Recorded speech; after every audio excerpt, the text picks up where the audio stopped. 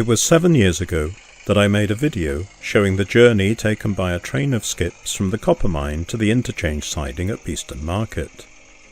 I thought it was about time I repeated that journey with camera in hand.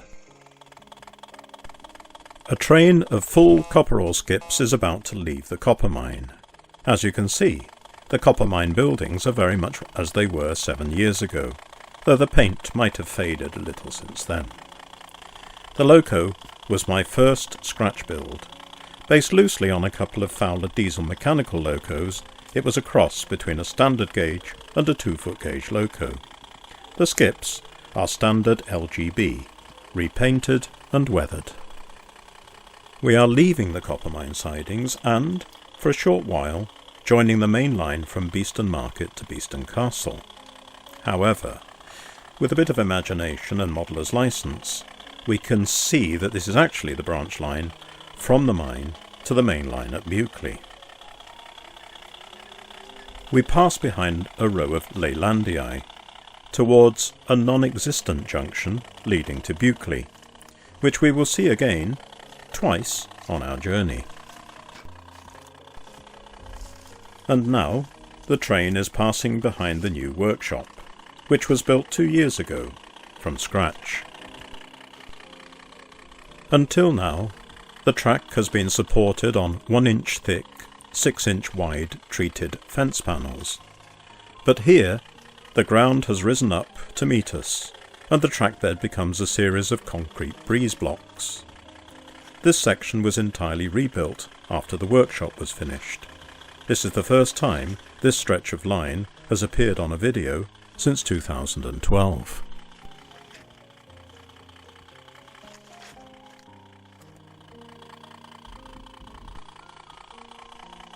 Emerging from the gloom, the train now diverges from the main line onto the copper mine branch extension. This triangle of real estate was remodelled 2 years ago.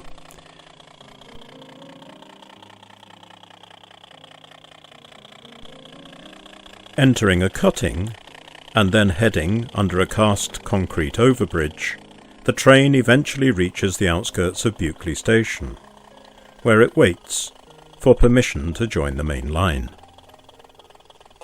The rulebook says the driver must phone the station master at Buckley for permission. However, when the inspectors are not around, he gives a couple of blasts on the horn, and when he sees a green flag on the platform ahead, he knows it's safe to proceed. The building on the left is the Boneworks, where animal carcasses and bones are ground and boiled to make fertilizer and glue. The station yard at Buckley was completely rebuilt and extended 2 years ago to provide a new siding for the Boneworks and a more attractive junction for the copper mine. Our train passes through Buckley Station, this time without stopping, as it has been given right of way to proceed to the next station, Peckforton.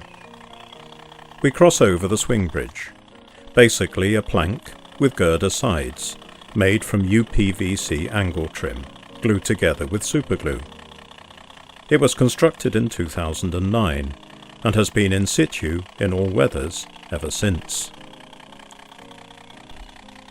We now pass round once more behind the workshop, taking the junction that we saw earlier.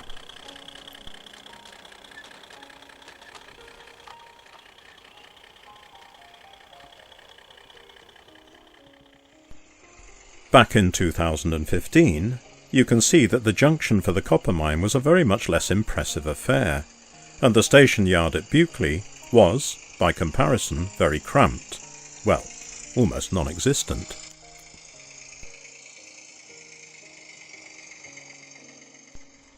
Back to the present day, and now, as the train emerges from behind the workshop, it takes the main line, passing on the other side of the triangle, and under another concrete overbridge, cast in situ with bespoke plywood shuttering.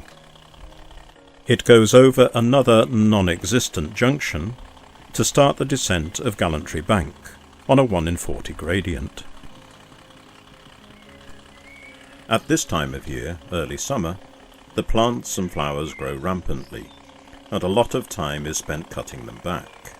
Even so, sometimes within a day, the cutting back has to be repeated. One small pot of campanula has almost taken over this part of the garden. Just below Beeston Castle we pass by the sand quarry, which is really a couple of miles away at Peckforton. We call this modeller's license, or suspending one's disbelief. 7 years ago, there was no campanula and no sand quarry.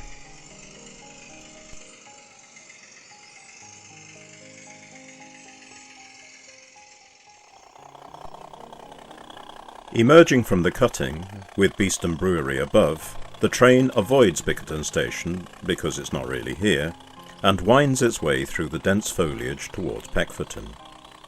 In the background, you might just catch glimpses of the higher level track between Peckforton and Beeston Castle.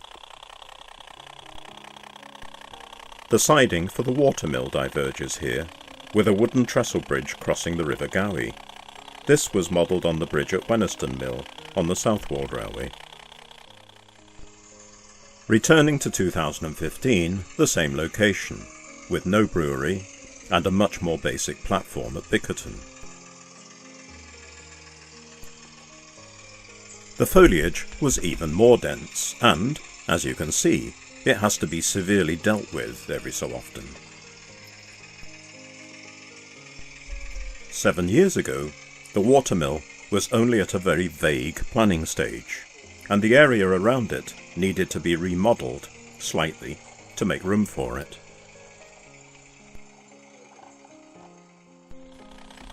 By 2022, this area has opened out a lot more, and the mill, constructed from PVC foam board, is now well established. The viaduct, which is removable to allow access to the patio, was constructed from plywood and clad in individually carved balsa wood stonework, sealed with wood hardener, normally used to treat dry rot. Peckforton Station has been extended to give room for a sawmill, plus its sidings and a gantry crane. In 2015, the viaduct is still under construction. Those balsa wood blocks took a fair while to glue on. As you can see, Peckforton Station Yard was considerably smaller then, and the single siding led to an imaginary sawmill.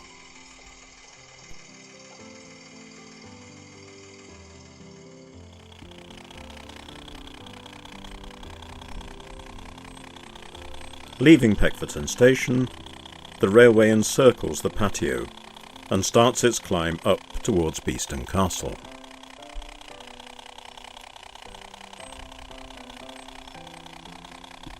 We pass behind the sawmill.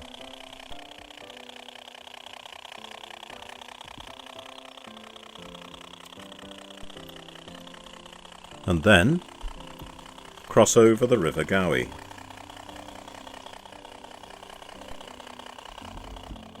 Before following the river as it tumbles down from its source.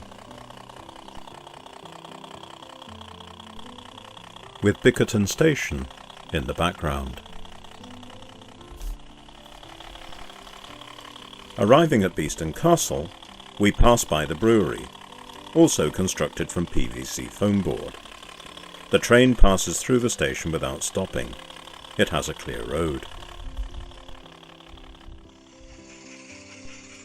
In 2015, there is no brewery, but clearly traffic was just as light then, as our train has a clear road. Returning to the present day, and our train coasts down the slight gradient alongside the hedge at the back of the garden. Around 2 tons of soil were shifted from one end of the garden to the other, to create a sunken lawn and the raised beds on which the railway sits.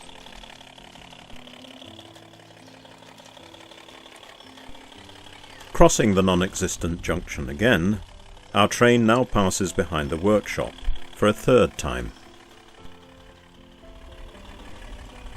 As it passes from raised bed to wooden supports, the train heads out from behind the workshop to take the next non-existent junction towards Beeston Market.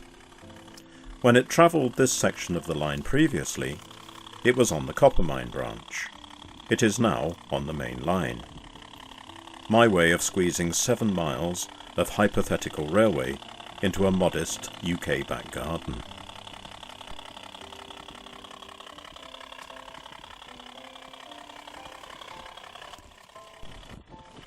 It emerges from the gloom of obscurity into the light, crossing over yet another non-existent junction, to pass by the Coppermine, which of course isn't really here, on the final leg of its journey up the line. The Coppermine buildings were my first attempt at building construction and embody a range of techniques, a testbed of ideas and methods, some of which I used on later buildings, such as the engine shed.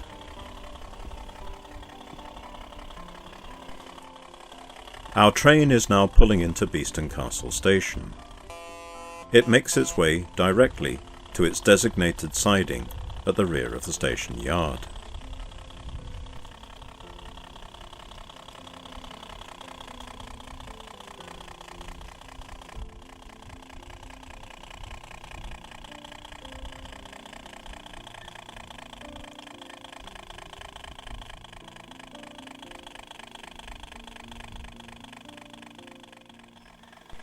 After the briefest of pauses, there is a well-practiced manoeuvre, as the train is propelled back into the exchange siding where, off-stage, the ore and spoil is tipped into standard gauge wagons on the LNWR Chester to Crewe main line.